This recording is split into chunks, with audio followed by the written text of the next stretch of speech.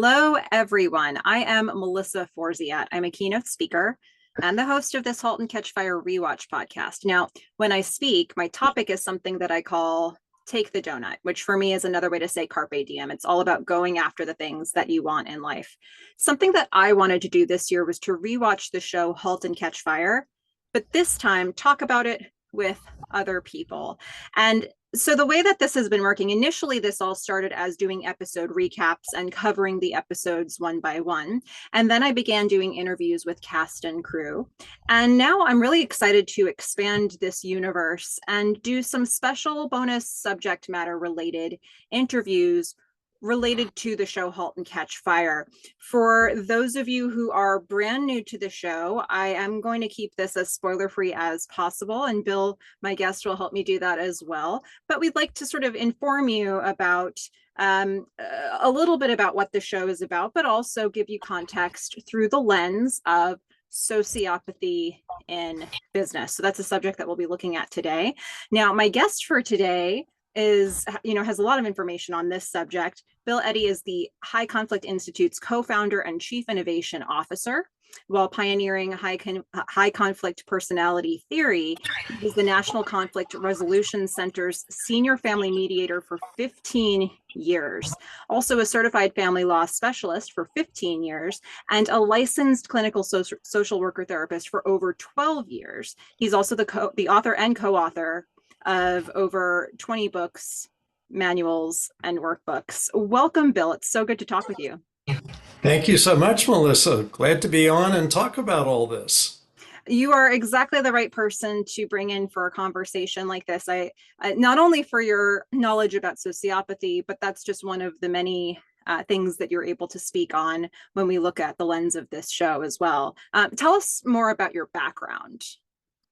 Well, I was a clinical social worker for 12 years, doing counseling of individuals, children, couples, and families, also working with people in psychiatric hospitals. So I worked with people with schizophrenia, with head injuries, with addiction, alcoholism, etc. And many of them had personality disorders, which works into the topic of sociopathy, narcissism, etc. Then I really like conflict resolution. And so I went to law school, got a law degree, and then practiced family law, but also practiced mediation. So I went to court, and my high conflict cases often included some traits of personality disorders, including some sociopaths, and also doing a lot of mediation where there was less of that, but still some, including business mediation. And then I started co-founded High Conflict Institute, actually 16 years ago, 2008. And my colleague and I, she has a master's in business. I'm a clinical social worker and a lawyer. And so a lot of our work is training lawyers, judges, mediators, but also training human resources, training administrators, executives, doing a lot of consultation and organizational intervention. We come in and train a department or a whole organization in conflict resolution skills and managing high conflict behavior, which is more in the world today, perhaps, than we've seen in several decades. Okay. So you're finding there's an uptick happening with this. Yes. Okay, that's really interesting to note. Out of curiosity, are there any particular factors you think that are leading into that? Actually, I do. I think a lot of it has to do with the pandemic and people losing their self-restraints, especially people with high conflict or bullying behavior. Also, our culture is really rewarding what we often call high conflict behavior or bullying, because in a competitive media market, we show the worst behavior to grab your eyeballs. Like we'll one up you and show even somebody acting more badly. And so when you see that, it becomes like maybe that's part of just the way the world is today. And so I think we're rewarding bullying behavior more than 20, 30, 40 years ago.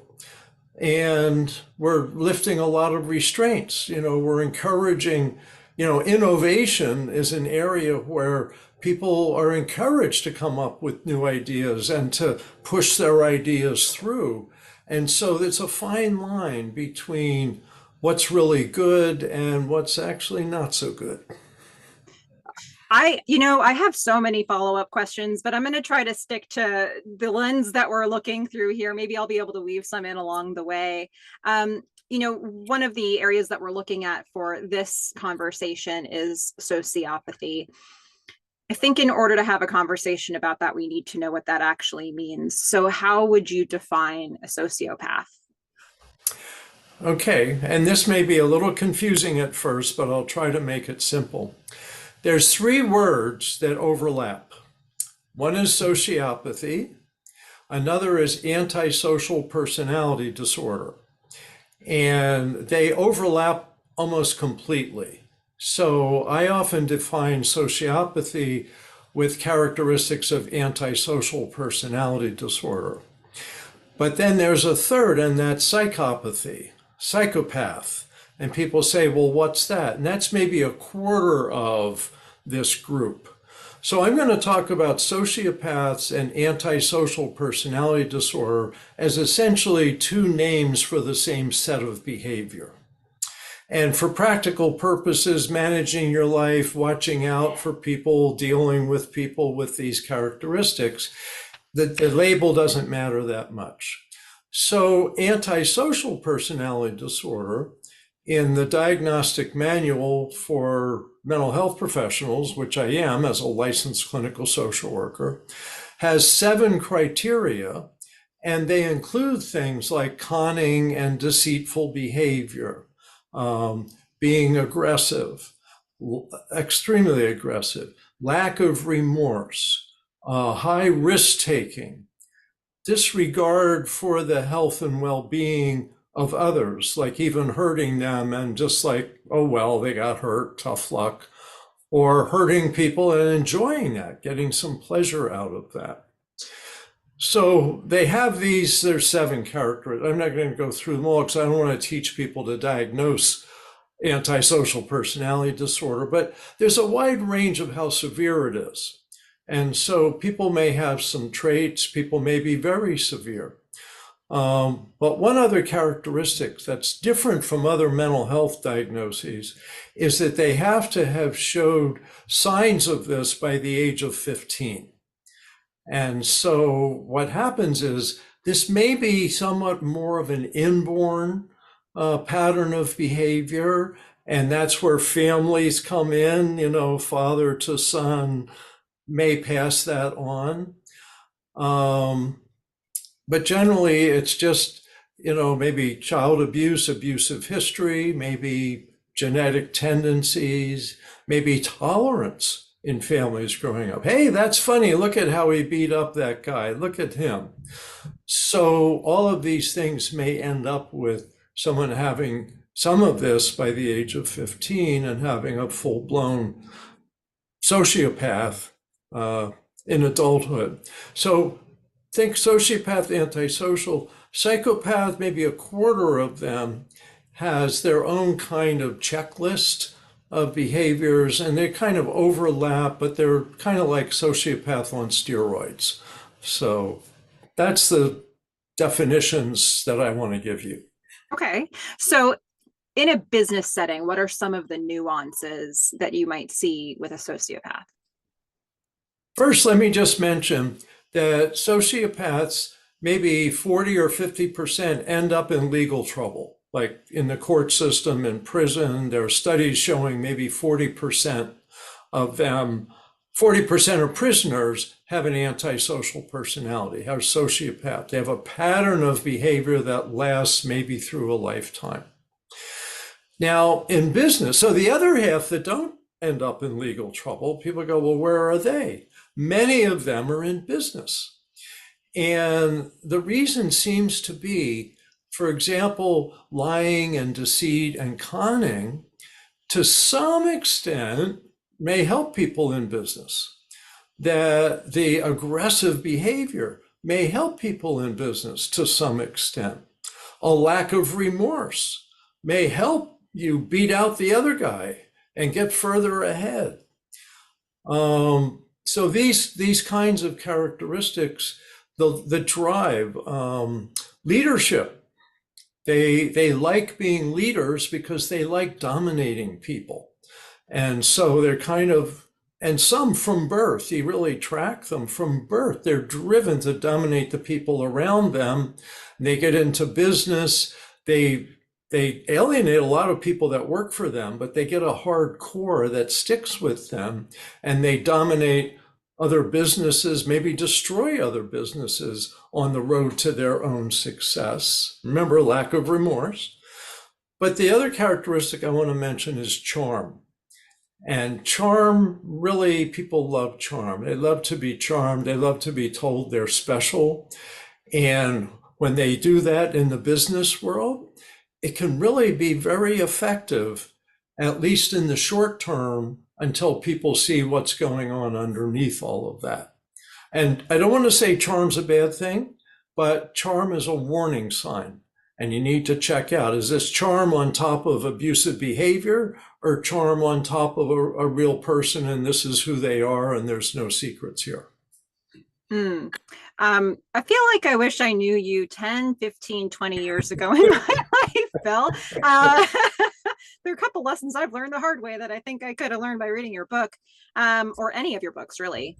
We're putting this conversation in the context of a television show, so I want to weave in Halt and Catch Fire here a bit, which is challenging to do in trying to keep this a spoiler-free conversation, but we're going to do it. So if we talk about Halt and Catch Fire in the context of sociopathy, let's first understand the show. The show is the story of a team of, let's say, 5 main characters. They all have different technical skill sets. They're at the forefront of major tech advancements from 1983 to 1994. So it's a contemporary period piece. Those tech advancements are all in the area of computers. So we're looking at, starting with personal computer development to community game and chat forums. We eventually look at antivirus software, World Wide Web. The types of things that we were looking at from 1983 to 1994.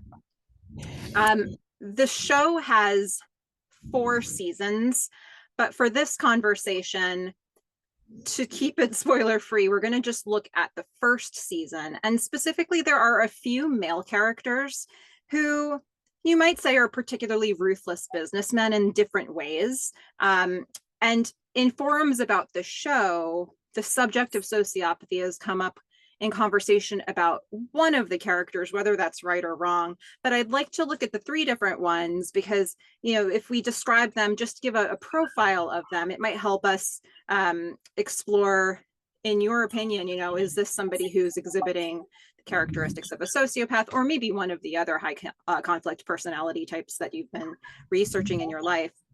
So the first one that we're going to look at here is one of the main characters. His name is Joe McMillan Jr. He's played by Lee Pace. So just to sort of read off a profile of Joe McMillan Jr., he is the visionary of the group.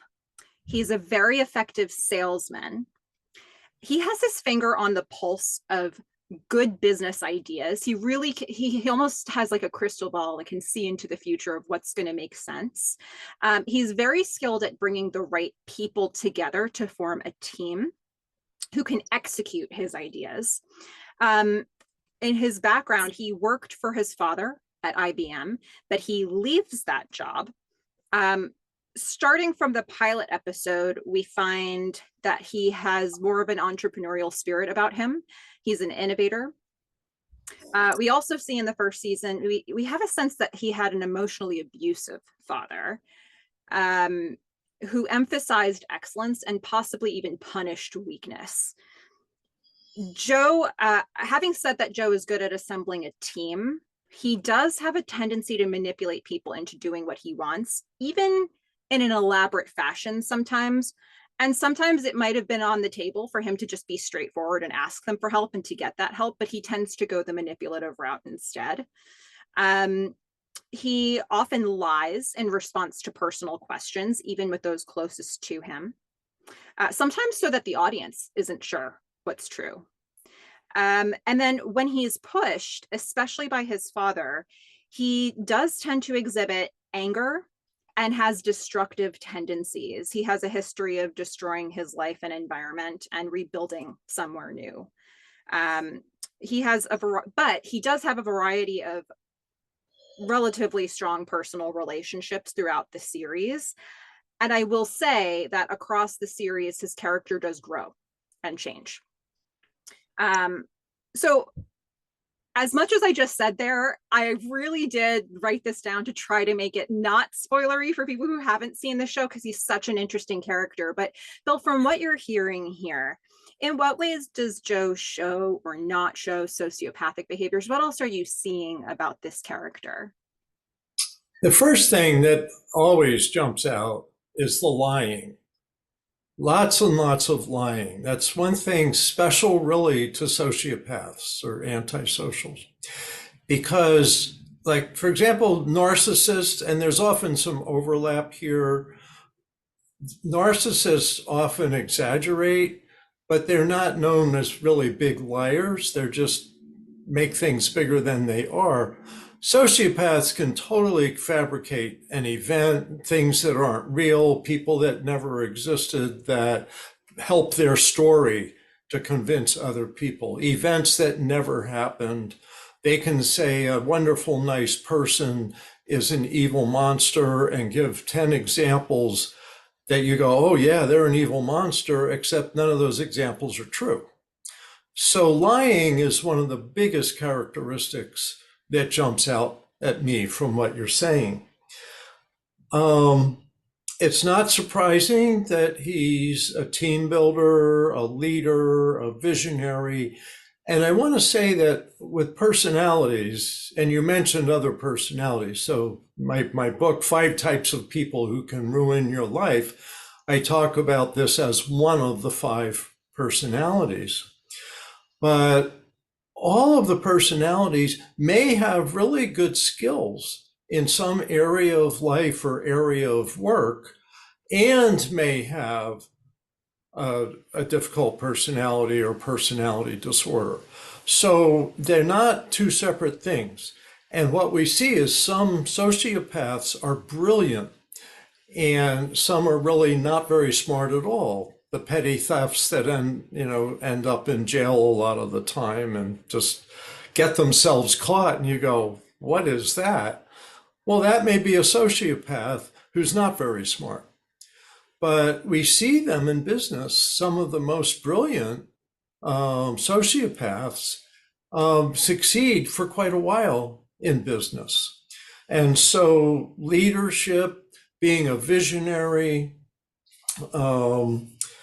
all of that. Now, I want to mention, how does this happen? So growing up with an abusive father is not unusual for sociopaths. Now here's something that's interesting to me, because there's a range of how severe this can be. And that is, you said that he has some close friendships and that he has his family. And one of the fine distinctions between antisocial personality disorder, which basically lacks empathy and lacks remorse, and sociopaths, is sociopaths may actually have empathy for their family, for their close friends. So while they're ruthless and walk all over most people in the world, they actually may care for some people here. And we see that like with mafia figures who, terribly ruthless murderers, all of this stuff, who love their family. So that kind of thing makes him intriguing to me, because he may not be the pure lack of remorse antisocial personality, he may have some people he cares about. So that makes me curious too. I may end up watching the show after we have this talk. I um, think you're going to be really interested in his character. If you watch it, I'd love for you to share with me what you think by the end of the series. sure, sure. Let me mention one other thing, and that's anger and destructiveness. People with antisocial personality sociopaths tend to be physically destructive, so that they break things, they get into physical fights with people. Anger is short fuse. Um, so that's a characteristic that they're often physically uh, breaking things or hurting people. And that may be on the edge of existing in this situation. Anyway, so those are some initial thoughts. Oh, this is great. This is so interesting. And I have to say, I'm going to be very curious what how similar or different that is for you from his father, which is the next character that we're going to look at here. So Joe's father, who is Joe McMillan Sr., he's played by an actor named John Getz. This is a character that does not appear often in the series, but his presence is very strongly felt because we're watching his son the whole time. So Joe McMillan Sr. is a high status executive at IBM. He is estranged from his son, Joe. His son quit IBM and went missing so that he could rebuild without being under the gaze of his father. Joe McMillan Sr. tells us at one point that he was a naval officer in the Pacific, but we can't actually verify any personal details that he shares about his life or his family's life. He stays very composed in all of his interactions, but he usually incites other characters to anger when he deals with them. We see significant evidence that he was emotionally abusive to his son, probably still is from what we see. He manipulates every character he comes across in the series with seemingly no boundaries on how he does so. We are also not aware of any meaningful personal relationships that he has. Some of this character sketch is tricky because we don't see a lot of this character, but from what I just shared there, what jumps out to you?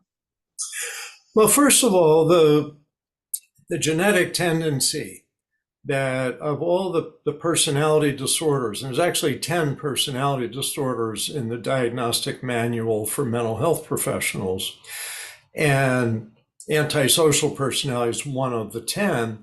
And more than the others, this seems to have a direct connection in families, so that you have a higher risk of developing this pattern of behavior if you have a parent with this pattern of behavior. Doesn't mean you will. And I know many people, just wonderful people, who have a sibling who's in and out of prison and things like that. So it's a genetic tendency that seems to be stronger for this personality. And so that may be what's happening. But it also may be if Joe Sr.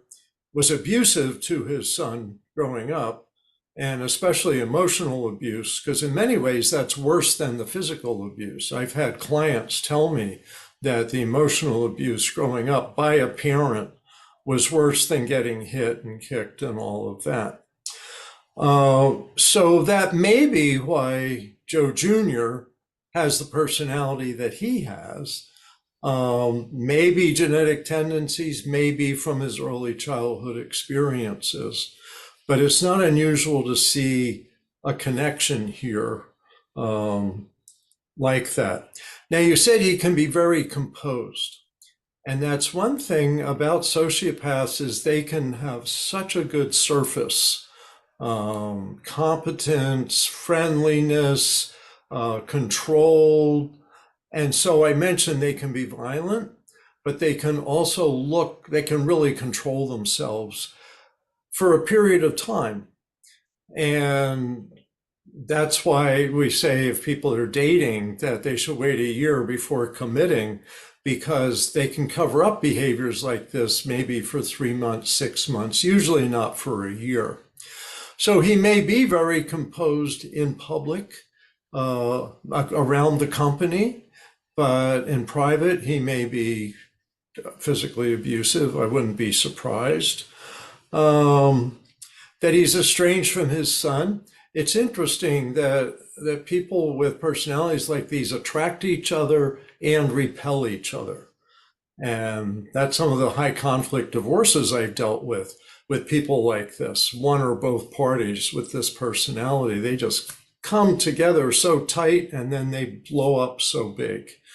So that all of this fits as potentially realistic. Hmm. And you started to answer this question within that answer, but let's go a little bit further into what kind of behaviors might develop for a child who has a parent who is exhibiting this personality disorder. There's two general trends. First of all, it's not completely predictable because genetics do play such a part, and random genetics make really wonderful, nice people come out of terrible families, and terrible people come out of wonderful families. So there's a luck of the draw aspect to this. But the tendency, if you have an abusive parent who's a sociopath, is you're going to learn to be like that parent, or you're going to learn to be a victim of people like that.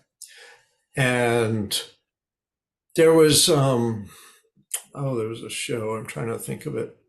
Anyway, Whitey Bulger was one of the most vicious psychopaths. He wasn't just a sociopath, psychopath. In real life, and he spent a lot of years in prison, but he was out of prison, his earlier life. And there's a scene in a movie about him where he's teaching his son. His son got in trouble for hitting another kid at school, something like that. And he teaches his son, the thing you've got to do is be out of sight when you're beating people up, is go behind the building. Because I guess he was beating somebody up in public. It's go behind the building. And so a sociopath, especially psychopath, will try to teach their kids to be killers, to be dominant, to be violent as a way to exert their dominance.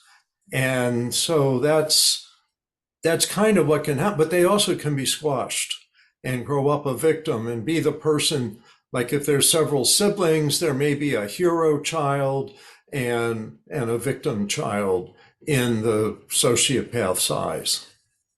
Oh, what a picture you're painting here. So let's look at the third character who may or may not belong in the same conversation, but I think it's an interesting character to look at in the context of these other two. So this character is not from the McMillan family at all. He is Nathan Cardiff, played by the actor Graham Beckel, who owns a fictional company called Cardiff Electric. It's a company in the North Texas Silicon Prairie. So he inherited this family-owned company. He's done well with it, but he's basically lives the range life. He leaves the day-to-day management to trusted team members. Usually when we see Nathan, he's angry or threatening, often in very showy, big ways. It can be hard to tell whether this is the result of having to deal with Joe McMillan Jr. or if this is like the core of who he is, but this is what we tend to see from him. Nathan will sit and have a drink with you, but he also has seemingly no problem punishing people who are loyal to him. He values maintaining business relationships, even with unsavory stakeholders. When you hear, I know there's just a little bit about that profile, but what jumps out to you with Nathan Cardiff? Well, what's interesting is I'm getting a more narcissistic personality sense. And again, this is with very little information. And I'm talking openly about personality disorders with these people because they're not real. They're fictional. I would not be doing this about real people. But what strikes me, a few things strike me. One is that he's very showy and dramatic. So public shows, narcissists really like to, get attention for being superior and special and look at how great I am. They're blowing their own horn a lot of the time if he does that. But also punishing loyalists. And that's a characteristic trait of many narcissists, that they kind of seduce people to be with them. And in business, they seduce people to follow the dream. They're good at promoting the dream of their invention, of their venture. But then they turn around and pick on the people close to them. And it's an odd pattern of behavior, but it's all driven by their effort to look superior. And the easiest people to look superior to are the people around you who maybe can't even complain about it. And so you see this in marriages with a narcissist, and you certainly see this in business and business ventures where you get people to invest millions of dollars with you because you're a good talker, you're a showman, and everybody just loves what you look like you are, but it's an image. And once they get to know you, they realize you really treat them badly because that puts them up higher. So they're always trying to push people down to push themselves up. I get a sense of that from this character. But the last thing I want to say is there can be overlap. He might be another sociopath and narcissistic, and these personalities can overlap. There's a lot of general patterns, but there's a wide range in the world of how these all kind of show up. This is so interesting. There are so many characters in this show that I'd love to explore with you, but I think for the sake of, keeping this something that doesn't have spoilers in it, I think those are the three that were fairly safe to explore, at least from a season 1 standpoint. To bring it back to Halt and Catch Fire for a moment. So this show does give us a nostalgic look at the development of many of the tech advancements that we use today, particularly, again, as it relates to the world of computers. Just to give people who are new to the show a little bit more background, because I don't think everybody in this show is a potential sociopath or part of that conversation. Right. But, of course, we're following Joe McMillan Jr., the visionary, Cameron Howe, a woman who is a programming genius, Gordon Clark, an engineer who has kind of lost his edge at the start of the show, Donna Clark, who's a hardware expert, a project manager, and a wife and mom, and doesn't she know it?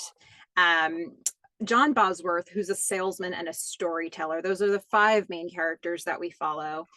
One thing that becomes very clear in this show is the high pressure and high stakes period that this was in the tech industry. A lot of people were hovering around similar ideas around the same time in the real world. And so timing and luck and opportunity were a factor for whether somebody was successful or not in so many cases. So a lot of the stories that are written into the show are actually based on real life events and real life personalities in the tech industry as well. So I'm curious, when you consider all that, when it comes to sociopaths in a business setting or high conflict personalities in a business setting, how are they generally when it comes to pressure and high stakes situations? Well, they're more driven, which may help them. But what's interesting to me in business is how the management team interacts with them. And so, you take somebody like Steve Jobs, who was a bully. He had a reputation in Silicon Valley for being a real jerk. And yet he was focused, he was driven, and he probably wouldn't have succeeded if he didn't have a management team around him that could kind of set limits on the extremes. You know, a division product just wasn't the way he wanted it to be, and 200 people worked on it, and I'm just going to fire them, he would say. And they'd say, hey, Steve, let's go for a walk. And one of the management team would go for a walk with him and come back an hour later, and he says, okay, here's what I want you to do, without firing anybody. So that kind of thing can make a difference, what the people around the person are like. And some of the most successful people, and certainly Steve Jobs was at the top of being successful, have these traits of a personality. See, I think he didn't have a personality disorder, but I think he certainly had traits because he had a flexibility that personality disorders don't have. And he picked the team that set limits on him. And most people with the disorders are just lone operator. They would not be willing to do that. So that management team can make a difference. And yet, having an innovator, having the developer of new ideas, creative ideas, with the kind of drive that a sociopath or even a narcissist has, may help them. So it's kind of like, it's like the moth. If they get to the flame, they'll die. But if they just fly in that direction, they may actually get somewhere. Yeah. You've been addressing this a bit as with some of your answers, but are there any other like main strengths or weaknesses that a sociopath might have as a leader? Yeah, I think I've said most of them: the drive, the focus, the charm, which can really bring people together. Also, part of it is an us against them frame of mind. And so they tell everybody, you are special, but those people over there are the enemy, and we have to get there first. And so they create a tighter, tight-knit community against the world or against other communities. And so everyone really works hard. They can be very demanding, but because they've created that loyalty, people stick with them and actually see some success. So the most successful businesses that have this kind of leader had a good, tight team. Some other organizations didn't have a good, tight team and collapsed, fell apart. You've got like Enron, you've got Bernie Madoff, you've got, Theranos, the blood draw system, where you had a bully leader and you didn't have a team that could restrain them enough to succeed. Yes, yes. We've been talking a lot about what these high conflict personality types are, but I am curious to know what they are not. So is there a common myth about sociopaths that you'd like to try to dispel here? Yeah, a couple things. One is that you can spot them. Uh, you could have a job interview, you could be hiring a top executive, and they're wonderful, charming, knowledgeable, experienced, all this good stuff. You can say, I like this person, I'm going to vote. You're on the board and you're going to vote for this person. Well, if you know nothing else about them, you might easily be conned. What you have to do is get outside information, confirm, is this really true? They say, I was a naval officer. Well, find out, were they really a naval officer? Those kinds of things. You can't trust your gut.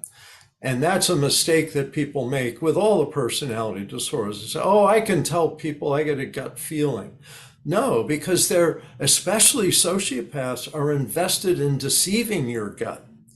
And so your gut's like, hey, this is wonderful. So you've got to not just trust your gut. So you can't just tell by looking at them. It's not that easy to spot them. And another thing is they think that they have self-reflection, that they realize, oh, I shouldn't act this way. It's going to get me in trouble. They're not like that. They're conniving, they're planning, they're trying to scope out everybody else, but their biggest area of weakness is themselves. They don't really reflect on themselves, and often for that reason they don't learn from bad experience. That's why you see a lot of them in prison over and over again. Their personality drives them and they don't learn. So that's don't assume that they're having self-awareness. What a good point. I have another question that's I've been thinking about for this whole interview, and you may or may not want to answer it. So either answer the question or pivot to something you'd prefer to answer. But as somebody who has to deal so much with people with high conflict personality types, I mean, that's been your whole career, really. Is there a technique that you've developed for sort of dealing with that internally? You know, I assume that that could create a lot of angst in a person, and I imagine that you don't want to feel that all the time. So, as somebody who has to be around this personality type so frequently, what tools have you developed for yourself to manage those feelings for you? Well, first of all, I've developed several sayings that I repeat to myself, and my favorite is, it's not about me.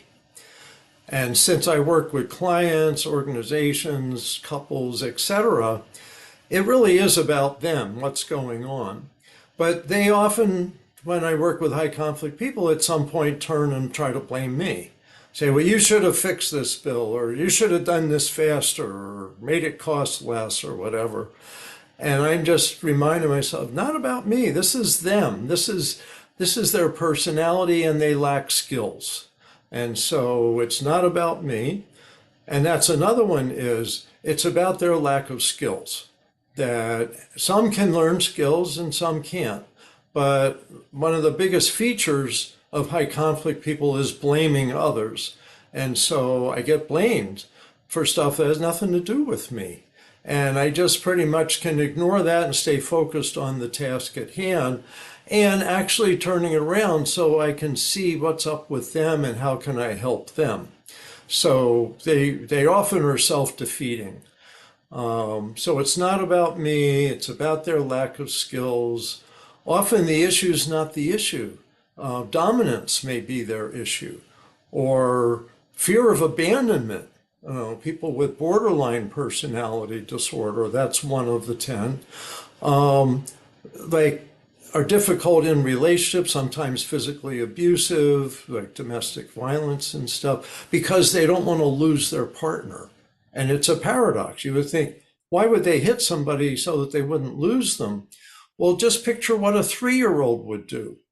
Mom says, I'm going to leave you. And the 3-year-old kicks you and punches you in your knees and says, no, don't go. And that's what they're doing. They're violent because they don't want the person to go. It's very kind of backwards almost. But these are some of the things that are part of the dynamics. And actually, I got into that and forgot what the question was. Bring me back to the question. Yeah, the tools that you've developed for managing your feelings around it. Mm-hmm. Yes, thank you. So I know it's about them, and I know this is their problem area. So when I recognize that, it's easier for me to go, okay, this is their problem. This is what I need to do, because it's not about me. Change how they think. Forget about it. You focus them on what to do now, because get them to reflect on themselves. They don't go there. It doesn't work. There's like a wire missing. So don't try to change them how they think. Don't say, now look at what you're doing. See how you're part of the problem. He can't process that. And so just say, okay, now let's look at your choices. And so keep them in the present, keep them out of themselves. But lastly, the most important thing, I think, is having a good team. And I have a good team. With High Conflict Institute, we really support each other. And so we can say to each other, boy, did I have a tough training today, or did I have a difficult consultation, or I just got this letter and somebody blames me for the end of the world or something like that. And I've written a response. Double check it for me. What do you think? Is this a good response? And so that's the kind of thing you really need, is a good support system and some things to remind yourself it's not about you, so you can problem solve instead. Hmm. Really interesting information that you've shared here. I've been fascinated by everything that you've talked about today. And what you just said segues beautifully into a final question here. Tell us more about your services, how people can find you if they want to know more about what you do, things like that. Great. Yeah, so High Conflict Institute, www.highconflictinstitute.com is where all the information is. I do consultations. My business partner does consultations. We do them with business. Actually, we do business partner disputes, but it's education is our focus. We deal a lot with individuals going through a difficult time. We deal with employees that are on the edge of getting fired. They say, what can I do? We come in, so consultations big. We come into companies, to divisions, and give training in conflict resolution skills. We're asked to assess whether we think somebody can change or someone needs to be moved out. We have a coaching method called New Ways for Work Coaching for employees who may need to improve their conflict resolution skills because they're high conflict, or for managers who want to learn skills to strengthen their ability at managing their employees. Then we have New Ways for Work for leaders and give them a lot of skills for how to be leaders in today's environment. And this may be in business, maybe in nonprofits, maybe in government agencies, in healthcare and higher education. These are all places there's a lot of high conflict pressures and people making demands, suing the organization. So we do training in organizations. We also have a lot of books. And I've written a lot of those. We have videos. We have video training. We have 1-hour seminars that anybody can watch or people can watch, like legal professionals. We have a lot of videos for legal professionals, seminars, webinars, and all of that. A lot of free articles. We have one called How to Manage Your Narcissistic Boss. In 7 steps. That's actually been the most popular article. There are only 7 steps to that. I need that book. Yeah, we want to help people focus so that they can really do this. So highconflictinstitute.com. In terms of my books, you can get them anywhere. You can get them on Amazon, Barnes and Noble, independent bookstores. I love independent bookstores. Go in and ask for my books. If they don't have it, they'll order it for you. And so we're pretty easy to find. Oh, let me add, I have a Psychology Today blog. And so some people like that. Inexpensive 1,000 word or less tidbits of information. How to spot a sociopath in 3 steps, for example. So if you Google Bill Eddy, you'll find a lot of my stuff. But come to High Conflict Institute. That's where we've got the most. And Bill shared that, you shared that article with me as well, and I'll put a link to that in the video description so people can find that as easily as they can. So this is such a wealth of information you have shared, not only today, but that you have out there, for people to explore beyond this. Thank you so much, Bill, for taking time and answering questions about this show and sharing your thoughts about the character studies here. This has been very informative. Excellent. Well, I'm really glad to share this, and I want more people to know, because the more they're aware of these dynamics, the more they can manage them and won't get stuck in bad situations. Absolutely. And for those who are not familiar with the show Halt and Catch Fire, I hope that this encourages you to explore that show. I think it is a show that is very much character driven and relationship driven. So every character in this show is an interesting personality study, and an interesting psychological study. We see them at their best, we see them at their worst, we see them over a period of more than 10 years. So it's an interesting show from a psychological standpoint, and not just from this lens of sociopathy, but from sort of any lens. So for those who have seen this show before, I hope this was informative for you and brought some new insight into how you've seen that show or how you think about the show. And to everybody, I hope you'll go out there and watch Halt and Catch Fire. Bye, everybody.